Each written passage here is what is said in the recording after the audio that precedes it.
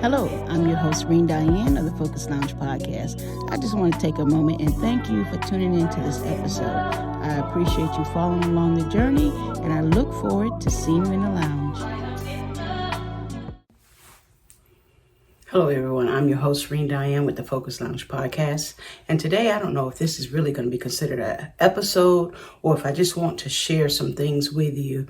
Life has been happening, and I had an eye-opening experience as to why it is important that I follow through with the Focus Lounge podcast. In the very beginning, I said that things were not going to be perfect because I'm new at this, but the message is more important than being perfect. On Thursday, my mother had a heart attack, and it was interesting that she was dealing with some things that she thought it was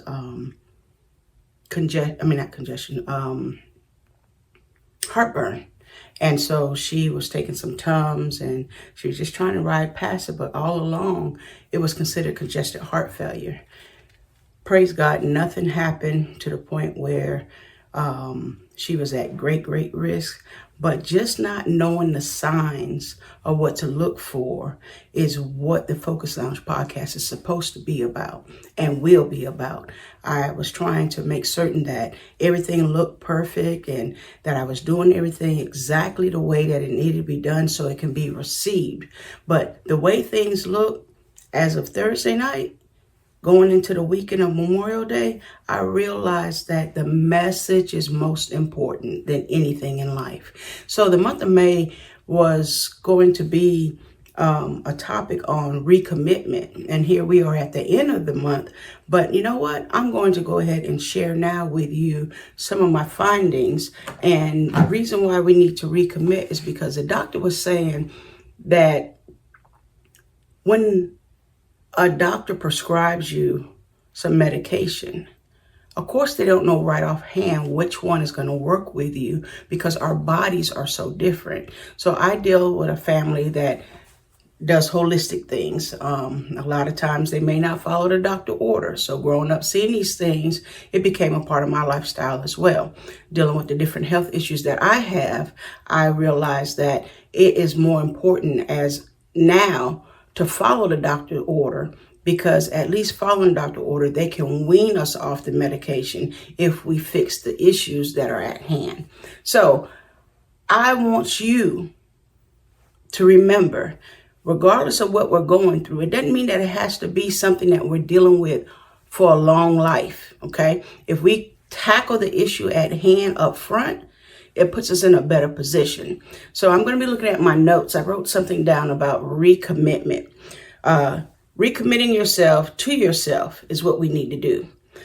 It can be a powerful way of regaining focus. We have to get back focused.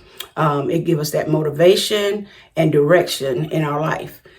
Here are some tips that I wrote down. We need to identify your values. We need to take some time to reflect on what is most important to you in life. This includes things like family, your career, health, spirituality, or community. Once you have a clear sense of your values, you can use them as a compass to guide you and direct you, and you can take better actions. All right, number 2 would be set goals. We got to set goals. We have to identify specific measurable goals that align with our values. These goals should be challenging, but achievable. Okay. We need to challenge ourselves to do things, no pain, no gain, as they say, but they need to be challenging yet achievable. Don't set a goal that is going to take you a real long time to achieve. Take baby steps. If you want to go on a diet, don't start by going cold turkey. Just take baby steps. Maybe start increasing your water intake and cut out the breads. And when you achieve that goal, check it off. Pat yourself on the back because it's an achievable goal. And then you keep adding to it. And the next thing you know, you're mastering. Okay? So achievable goals will help you move closer to your ideal vision on your life. All right, the next thing for step 3 that I had is create a plan. We got to create a plan. Break your goals down into smaller, measurable steps and create a plan to achieve them. This might involve setting deadlines, creating a schedule, or enlisting the help of friends and others, because we need that accountability partner. We can't do things by ourselves. A lot of times we step out and we try to do things on our own, and then when we don't see things happen when we want them to happen, we give up. So we want to go ahead and make certain that we set goals. So the first one was identify your values. The second one is to set goals. And the third one is to create a plan. All right. So now we're going to practice self-care. Self-care is not being selfish. We don't take time to love ourselves. Nobody else will. So what we want to do here is practice self-care. Take care of yourself physically, mentally, and emotionally. This might include things like getting enough sleep, eating well, exercise regularly, practice mindfulness, or seeking therapy or counseling. Exercise. Many of us go to the doctor says, have you exercised? Just because we walk around the mall, we can't count that as exercise. We have to get in at least 30 minutes of vigorous activity, okay? At least 5 days a week, because this is going to help us. It's going to help us. Grab a friend. If you have a dog, get your dog. But we got to get out there and walk. We have to walk. All right. And step 5, we want to stay accountable. Accountability is really hard. I'm guilty. I'll start something, stop it. And that doggone procrastination really gets in the way. But you know what? Accountability comes when we set a plan in action. All right. We set a plan, we take action, then our accountability kind of stands up better. But it's better to have someone to work along with you. So what I have for accountability is hold yourself accountable to your goals and plan by tracking your progress and celebrating your success. You might also consider enlisting the help of a friend or mentor to hold you accountable and to provide support, encouragement along the way. We have to get ourselves in a place where we are more accountable. All right, so remember, recommitting to yourself is an ongoing process that requires patience, all right, persistence, and self-compassion.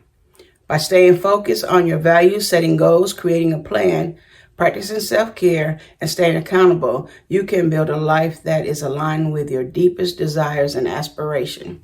So remember, in the Focus Lounge podcast, our goal is to get back focused on us. Today, I want you to take a moment, just like I have, and recommit to yourself. Regardless of what you gave up on, don't give up on you. Okay? You've come this far, so you're here for a purpose. So let's make every moment count. Get out there today and tell yourself, hey, you know what? I love me. And I'm going to start walking. I'm going to start holding myself accountable. Because if you don't do it, no one else will. Thank you for joining me for this episode of the Focus Lounge podcast. I guess it became an episode. I didn't realize it. And remember that your message is far more important than being perfect. Have a blessed one. Thank you for tuning into this episode. You can find us on Apple Podcasts, Spotify, iHeartRadio, and also on YouTube. Remember, Focus Lounge Podcast. Subscribe today. Thank you for tuning in.